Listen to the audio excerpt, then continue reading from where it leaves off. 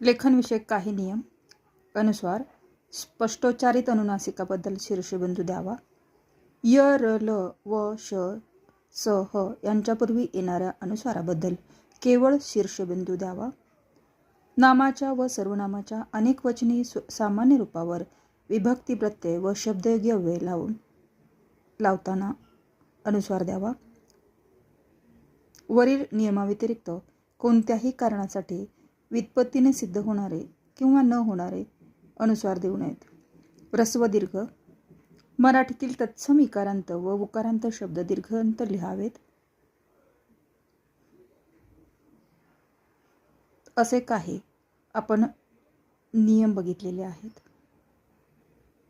ह्रस्व दीर्घ आणि अनुस्वार, स्पष्टोच्चारित आणि ह्रस्व दीर्घ. अनुस्वार कधी आणि कुठे द्यावा. ह्रस्व दीर्घ म्हणजे काय?